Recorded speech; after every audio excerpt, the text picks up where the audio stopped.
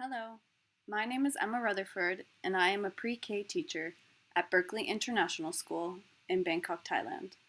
Our school is situated in the heart of this big, bustling city. My project was interest-led as I noticed how excited my 3- and 4-year-old students were whenever they spotted insects, particularly moths and butterflies, around our school grounds. I ordered a caterpillar set, which would allow my students to witness the life cycle of a butterfly in real life. My students were thrilled to have these caterpillars in our classroom to feed and observe daily. My objective for this project was to promote an appreciation for the natural world by providing my young learners an up-close, real-life experience. Watching the fascinating transformation of a caterpillar to butterfly evoked curiosity and led to interesting conversations. One of my students asked if we could plant flowers in our classroom so that we could keep the butterflies forever.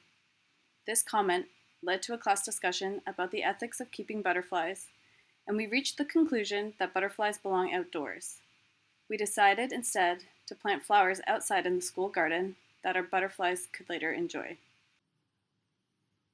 This project took on a local scale and primarily an ecological perspective as my students gained insight about the biotic and abiotic factors that influence our local butterflies. Through storytelling, dramatic play, songs and dance, exploration, images and videos, my students discovered what caterpillars eat, where they live, potential predators, and how humans can have an effect on insects. With this project, we were also able to tie in phonics, mark-making, art, and maths. The National Geographic resource that was used for this capstone project was the entrancing time-lapse video, Butterfly, A Life. Although this video is geared towards an older audience, my students were captivated by the magic of metamorphosis.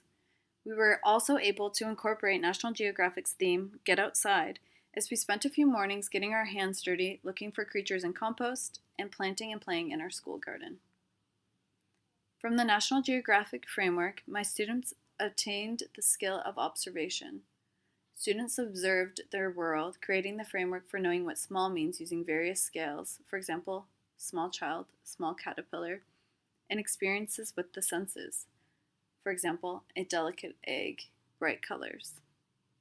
My students used tools, such as magnifying glasses, pencils, and cameras to gather data about observed events, and were able to provide simple answers to questions like, how do you know? My learners also gained knowledge about wildlife and wild places. They could describe and identify the basic characteristics of caterpillars and butterflies, and began to think about the relationships among living things, their needs, and their surroundings. The National Geographic course has provided me with many fresh ideas and easy ways to integrate the National Geographic values into my everyday teaching. From viewing other teachers' capstone projects, I now have a repertoire of activities and lessons that I would like to try out in my classroom.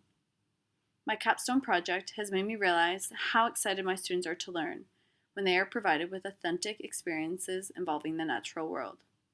Not only were my students eager to learn, but also their parents and other teachers in the school. I had many parents drop in after school to check out our caterpillars and our learning journey.